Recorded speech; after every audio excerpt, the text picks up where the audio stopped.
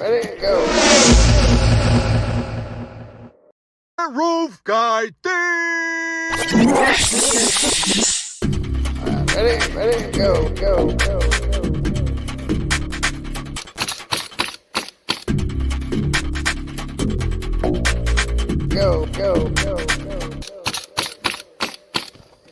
Ready, go. Roof guy thing. Ready, go. Go.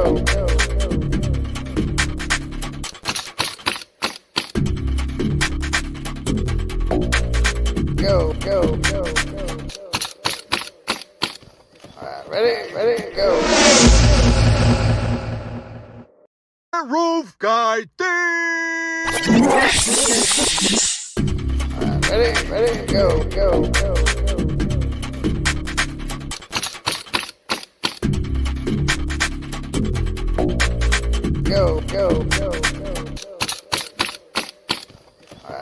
Ready, go.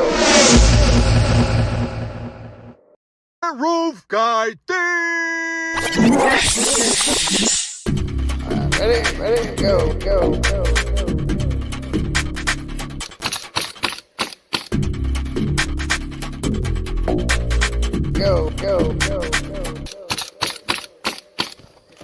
Ready, go.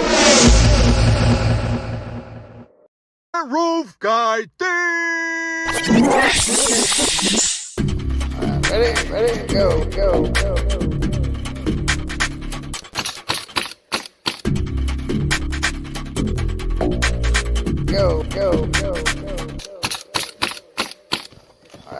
Ready, go. Roof guy thing. Ready, go. Go.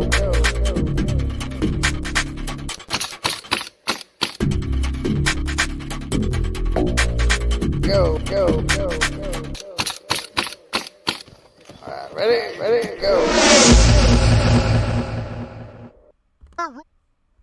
What's happening? Thanks for tuning in today. I'm Sam the Roof Guy, your host here at the Sales and Motivation Podcast. Thanks for tuning in. We are live streamed right now on Facebook and YouTube. So check out the YouTube channel if you don't already follow us. So today we got a free training for you guys today.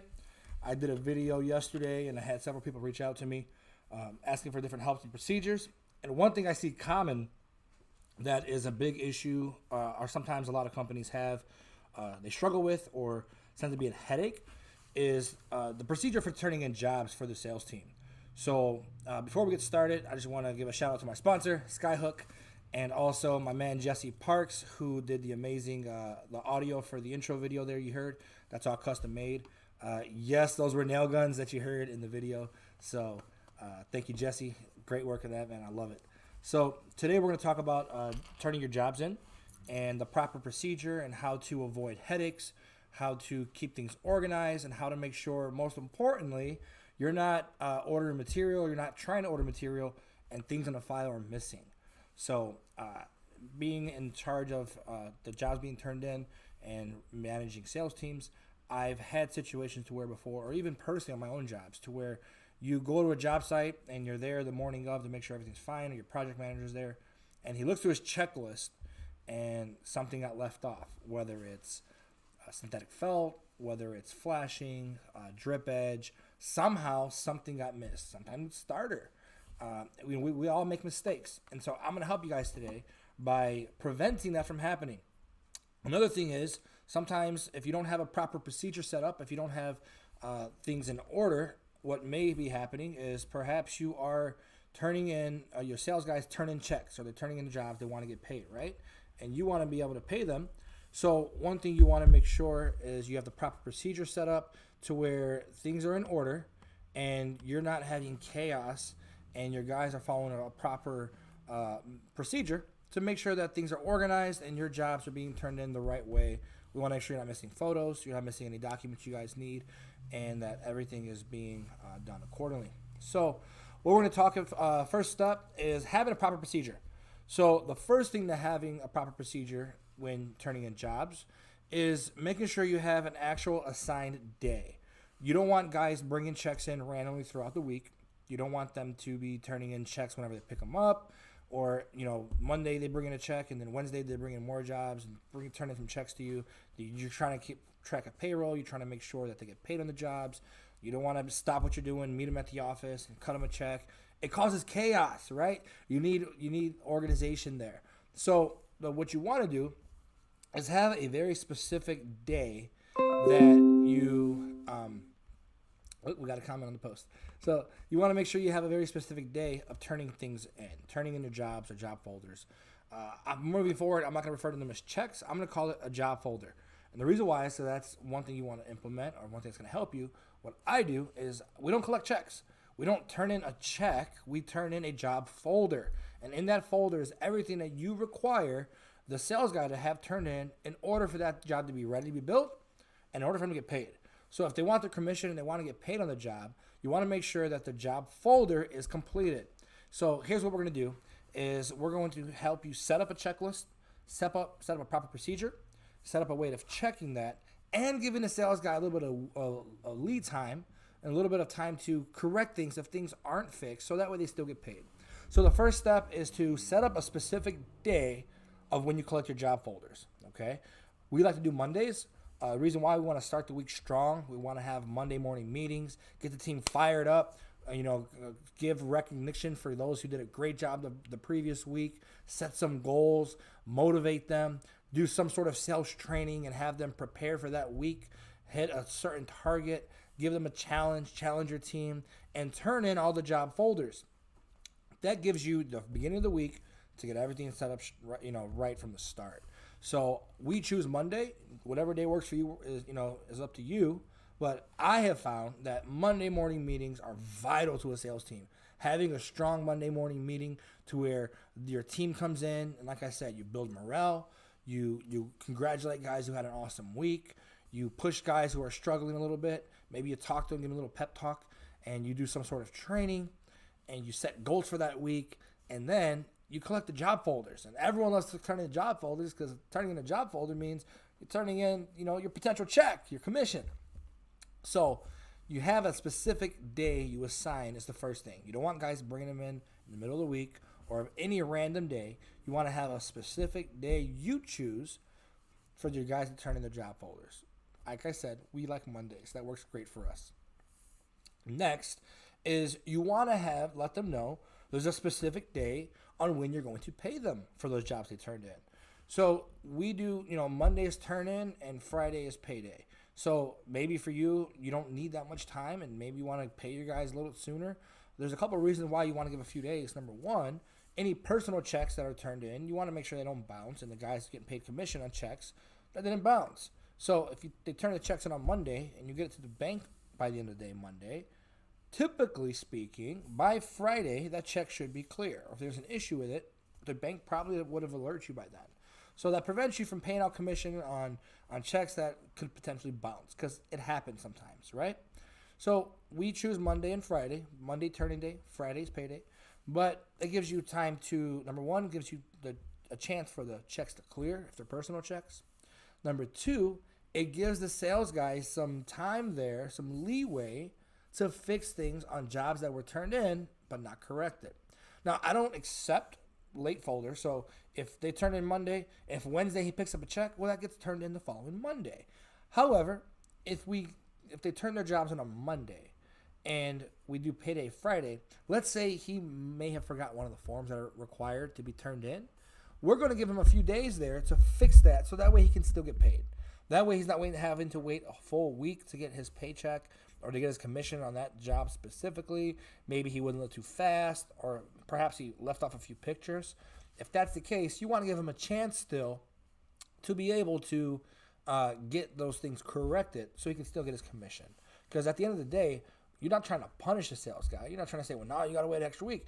No, you want to give leeway and you want to make it possible to where he can still get paid, right? You're not trying to punish him. You're trying to get the job turned in correctly. And so the first step, to reiterate, is have a specific day for turn-ins. Number two, assign a day for payday.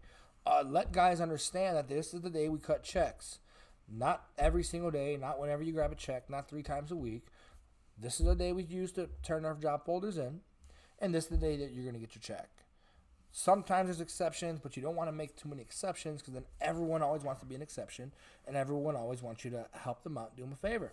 So by having a system and a procedure set up in place, going over it and allowing and letting everyone know this is the procedure moving forward. You might say, Sam, we don't have the procedure moving forward. If I start telling the guys that now, people are going to be upset. Well, you want to make sure that you let them know moving forward, this is what we're going to do. This is how things are going to operate. And that's going to prevent a lot of chaos and a lot of headaches, okay? So you let them know this is the procedure. Number 1, this is the day we turn our job folders in. Number 2, this is the day you're going to get paid. We give you a little bit, maybe, say any job folders that are not correct on Monday, you give them till Wednesday to fix that, or by Thursday. And as long as it's fixed by that deadline, then they're going to have that commission on their check. Now, the next thing is, well, what goes in these job folders? Well, you have to have an actual checklist. One thing I'm seeing in some of these, some companies I talk to is the guy brings in a check and they just assume that everything's in the CRM, whether it's, I'm not going to name any CRMs, you know the main ones out there, but I'm not here to promote any CRMs. So, you want to make sure, sorry, I keep getting this, let me turn this down here.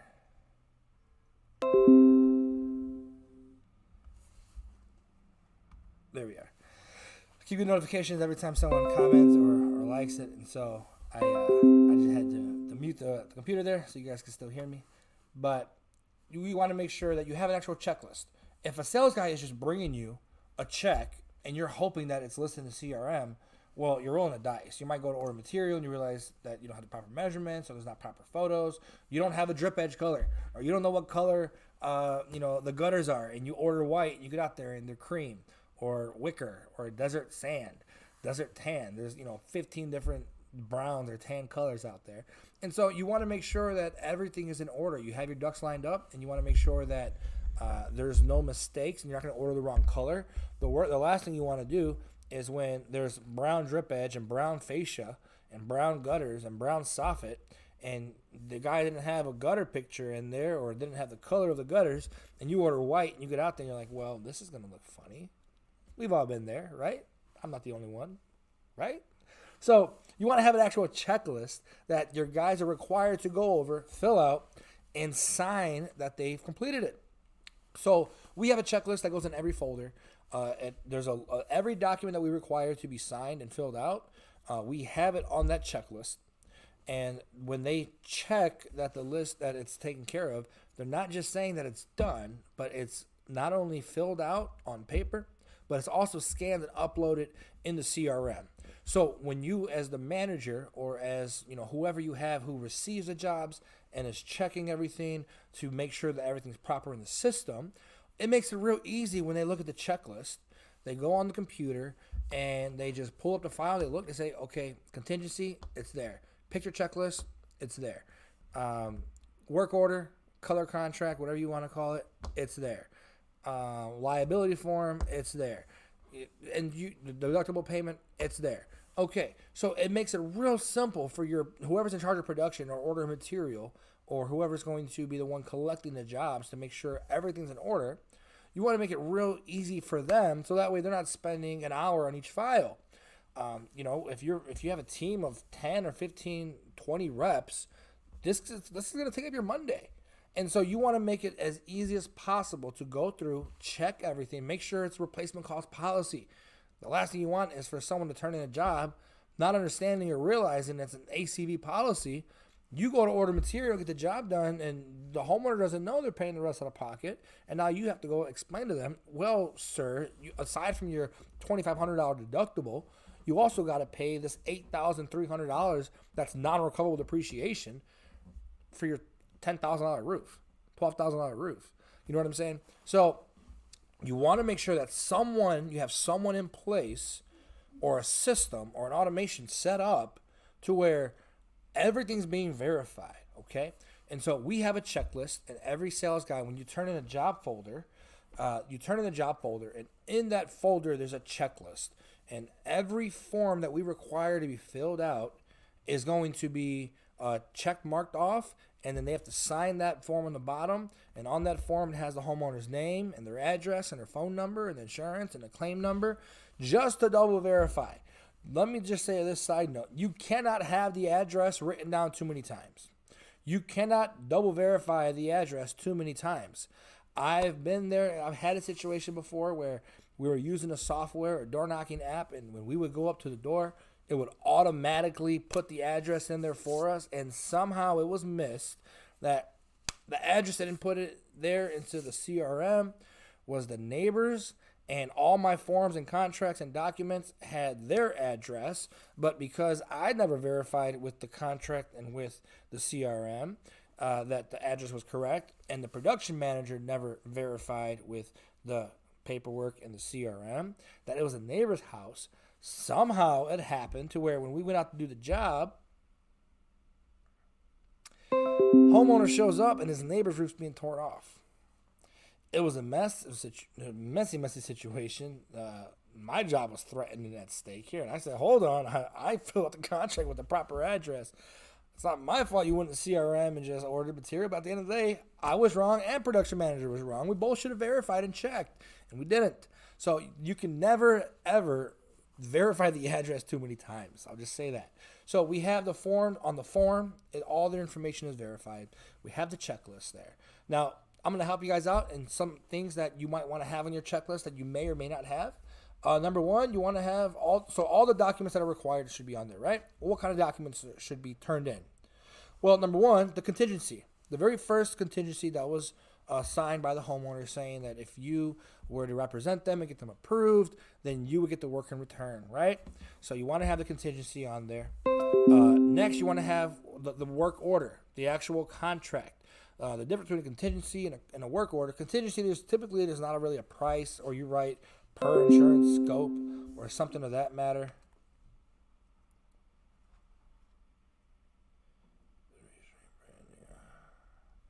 Sorry, my sponsor and the one who set everything up right now, Dakota, sent me a message. Dakota, appreciate you, brother. I got you, but so the contingency typically just has the per insurance scope. There's not really a price on there. There's not actual work being done. Whatever the insurance approves, for however much. At the end of the day, it's not a real contract. It's nothing that's actually going to be able to go to court saying, hey, this guy said that I could do all the insurance work for what they pay. At the end of the day, the contingency is more of just a commitment from the homeowner. You kind of if you guys push them and make them feel like it's a real contract, cool beans. At the end of the day, really, it's just getting them to commit to you. It's a man-to-man work, a mano-to-mano. We have an agreement here that if I represent you with the insurance company, you're going to let me get the work in return, and we're going to do it for what the insurance pays. Could you hold that up in court? No. Could you sue them if they want to use, another roofing company who's doing work faster or taking care of business or whatever the reason why? It doesn't matter. At the end of the day, it's not an actual contract. So I don't even like using that, as an actual work order. So we have a separate form. It's a work order. On there, you're putting the exact work being done, what colors being used, what product, what the warranty looks like, how much specifically the job is going to cost. That's a work order. So you have the contingency, you have the work order. You want to put a copy of the payments. So we always have a copy of the check. So if a check gets turned in and it gets lost somehow, if there's a copy of the check in the folder, then more than likely it was turned in. If there's not a copy of the check in there, they may have thought they turned it in and not turned it in. So we always make sure there's a copy of the check in there. The CYA form, the liability form, if you watched my reel the other day, that CYA stands for cover your ass. So the cover your ass form is that document that says you can't sue me, okay?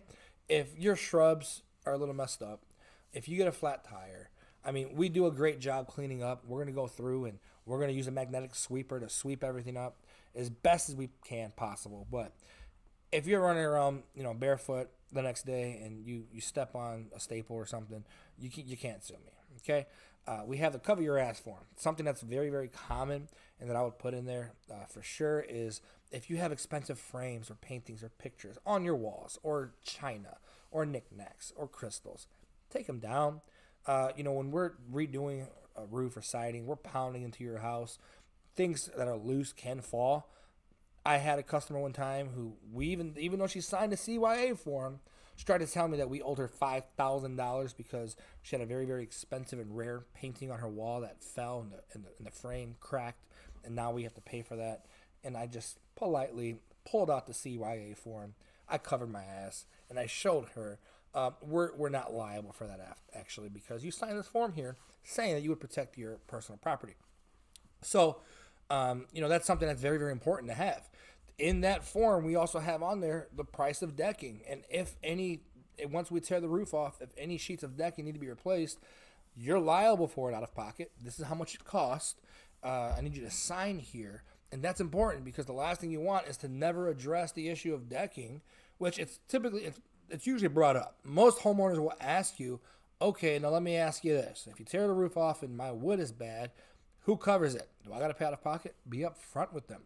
Yeah, they shouldn't have to ask you that. You should already go over that on your CYA form, and you should address the situation of, yes, we will invoice your insurance company, but in order to do that, we're going to have to give you an invoice. You're going to have to pay out of the pocket if the insurance doesn't cover it. Now, I have training to show you on how to get the insurance company to cover that cost because they're going to tell you they don't pay for rotten wood, but there's ways to use the manufacturer instructions, code, different things that you can use that we're not asking for rotten wood, but there are different terms you can use to fight for your customer with the insurance company to cover the decking when it needs to be replaced. But you explain to the customer that if the insurance doesn't cover it, you are liable. This is how much it costs. Sign here. So the CYA form is very, very important. Next, your deductible payment form, whether they're paying with cash, card, over the phone, they're going to write a check. You're doing a payment plan. However, if you're going to finance it, because a lot of finance companies now, you can do as little as $1,000, like with Hearth. And so if you're going to finance it, whatever you're doing, make sure you record and they sign. But again, this is all forms that are being turned in as a job. So these aren't forms that are being filled out or signed after the job's completed. This is all being addressed before you order material, before your sales guy gets paid commission, before you're out there building a roof. This has to be taken care of. That's why we did the video, the proper prior planning prevents poor performance. If your sales guys are being trained properly on a procedure beforehand, and they're addressing the situations beforehand, if they're not waiting till after the roof is done to try to address some of these situations like the deductible, then it's a lot harder to collect that. It's a lot harder to get somebody to pay a deductible when the roof's already done. So you want to make sure that before this happens. One question I had was, what happens when a customer tries to bully you into getting free gutters or extra repairs done or not pay or get a discount, quote unquote? Well, when you set proper expectations and you address everything from the start, there's no reason for them to get upset and try to get a freebie. All you gotta do is simply remind them, hey, we went over this already. Miss Jones, as you remember, we talked about this. This is what we do. This is how we do things. So if you set proper expectations, you're not going to be disappointed. Disappointment only comes when proper expectations aren't set. If you properly set the tone and you let them know this is our procedure, this is how we do things moving forward, this is how we're going to do it, this is what you got to pay, this is what we require down payment, this is how this is how long it takes for us to get material out there, this is how long it's going to take to get your job done. We currently get the jobs done sometime within the same week or the following week, but we have 10 in-house crews with trailers and everything else here in our company. So not everyone operates that way. It might take you, your company might have to wait until the check clears before you order material. I don't know, but whatever your procedure is, make sure you're upfront and honest with your customer from the start. Make sure that they understand. If it takes you 2 or 3 weeks to get material out there and then build, let them know. If it takes you 4 or 5 weeks to get built because you only have 1 or 2 crews that you can use, you have access to, or that you can trust, let them know. We can help with that, by the way. If you need more crews and if you have a lot of work lined up and you need crews to come out there, we can definitely help you with that situation. Message me, I need crews. But if you're not able to get out there, whatever the time frame is, just be honest. If you're honest with the customer and you say, hey, it takes us, we're about 4 weeks right now to get your roof done. They understand. They understand that roofing is, a seasonal trade for most states. You guys down in the South work all year long, but they understand it's seasonal. They understand that everyone's trying to get done right now. And so they understand there's a waiting list. No one's expecting to get the roof done the next week or the next day. If you're able to offer that, great. One thing I would always do, though, is you want to under promise and over deliver. So I don't tell my customers, we'll get you done this week. If I know we can get them done within a week, I tell them we're about 1 or 2 weeks out. Let me let you know how long it'll take to get us out there.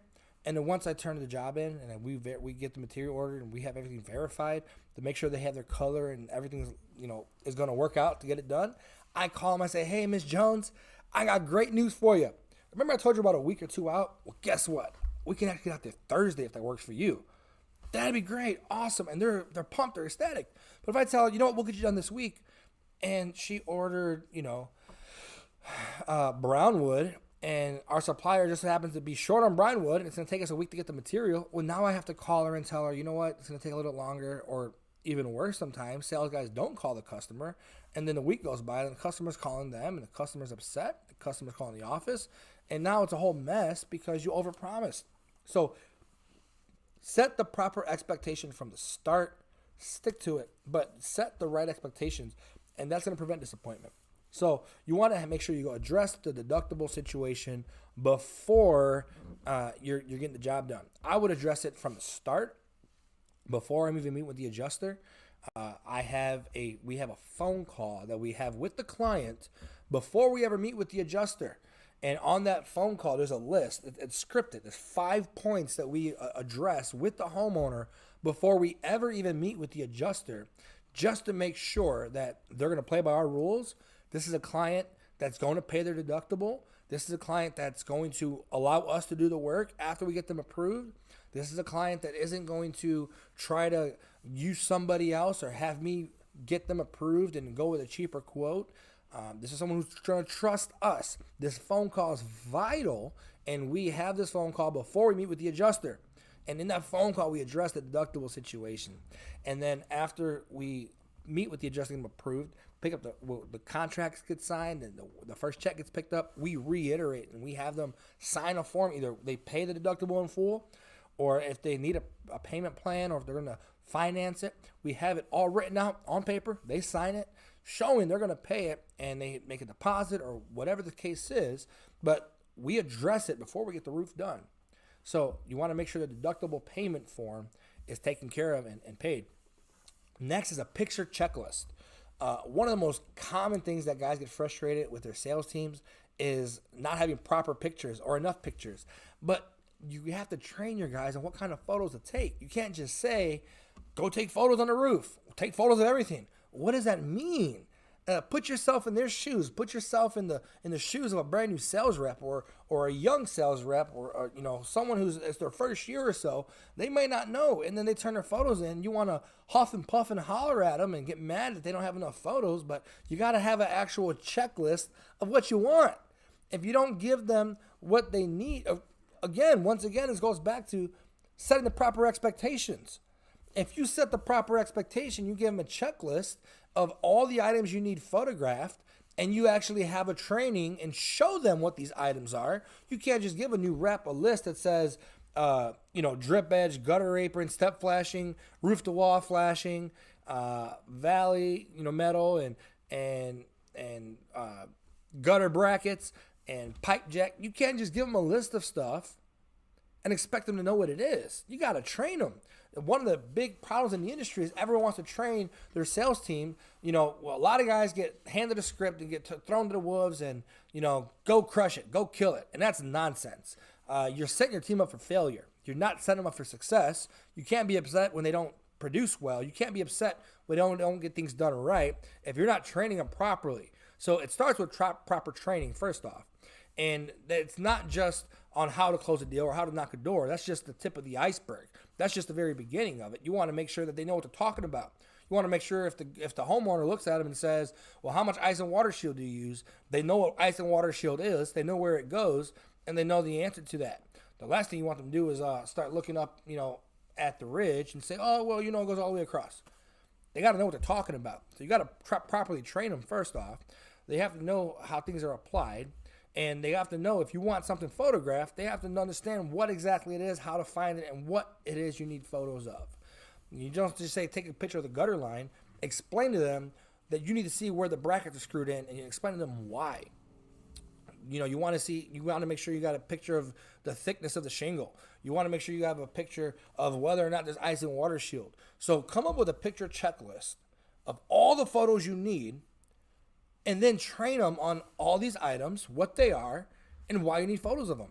I have a photo training where I go through and we go through and I show guys how to properly take photos and make a photo report using company cam.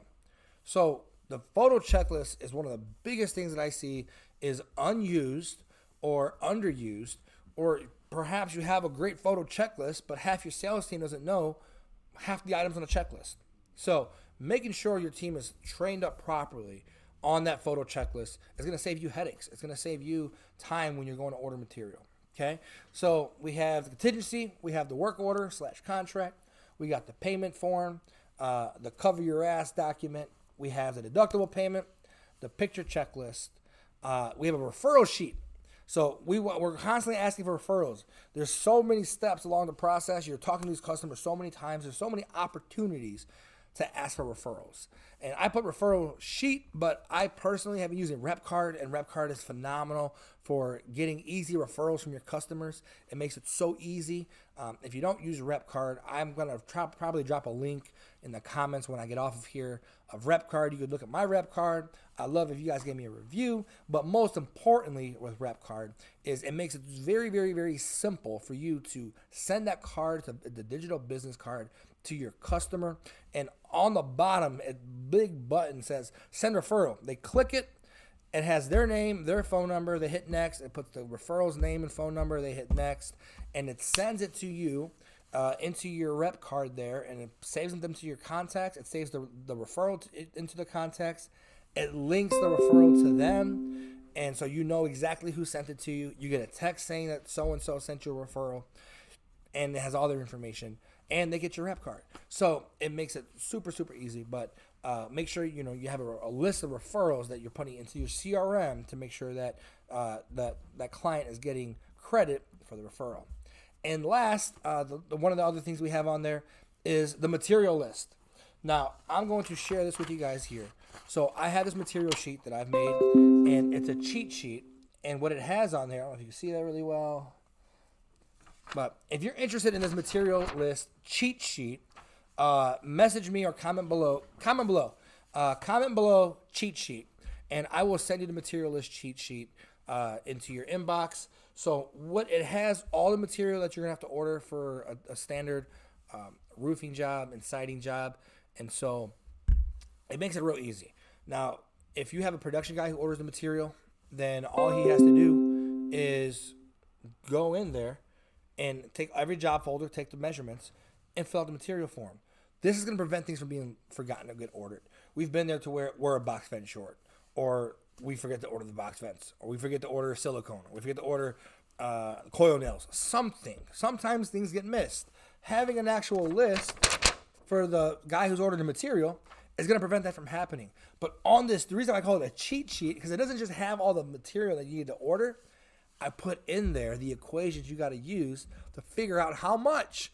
So if someone's not, hasn't been ordering material or working production for years, they can easily just look at an Eagle View or the measurement report you have and go to this, and it tells them exactly what measurements to use to order the drip edge or the gutter apron or the ice and water shield or the synthetic felt or the shingles or the ridge. So you using this cheat sheet is going to make it a lot easier for you to where, production guys, sorry, I'm not trying to cut you out of a job here, but owners, you can really save yourself a lot of time and money on a production guy sometimes if you have your sales guy use this cheat sheet to fill out the material.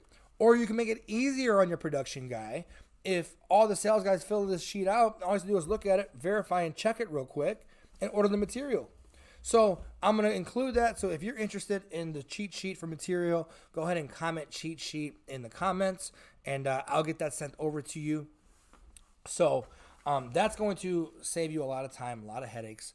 But either way, whether you're having your sales guy order the material, if you're having a production guy, or maybe you're doing it with material orders, this is going to save you a lot of time, and it's going to prevent you from forgetting items. Because I've been there. Trust me, it drives me crazy. I get to a job site, I look down, and I forgot to order something, and now I have to run back, go to the supplier.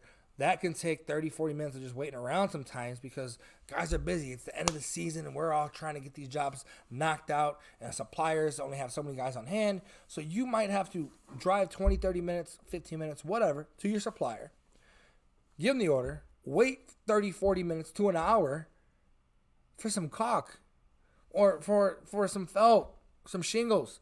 So save yourself the time and headaches. Comment cheat sheet below, and I will get this over to your inbox and help you guys save some time and make you more efficient. So, and then lastly, so the first step was having proper procedures in place as far as picking a date to turn in your job folders, having a day for payday, and having a list of what's required. Let them know what's required to be turned in. Secondly is having that checklist, and we went over the different documents and items that have really been beneficial to having on a checklist to be turned in.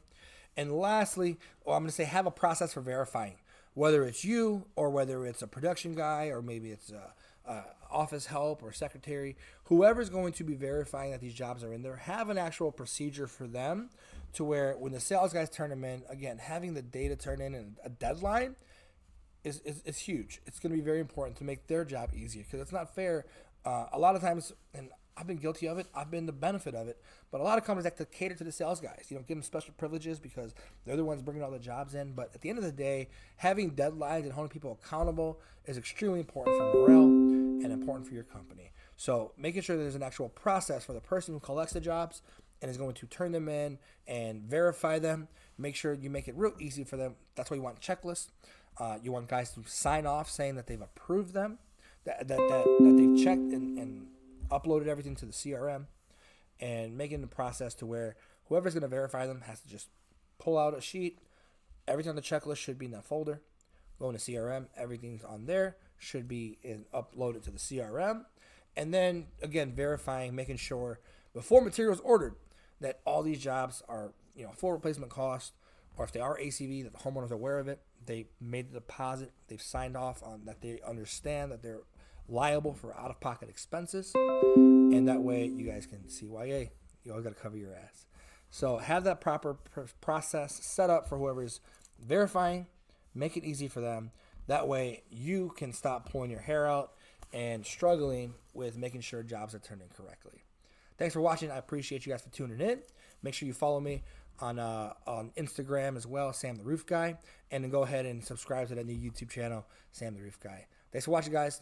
Thank you once again. This is presented by Skyhook. Thanks for watching. Till next time, peace.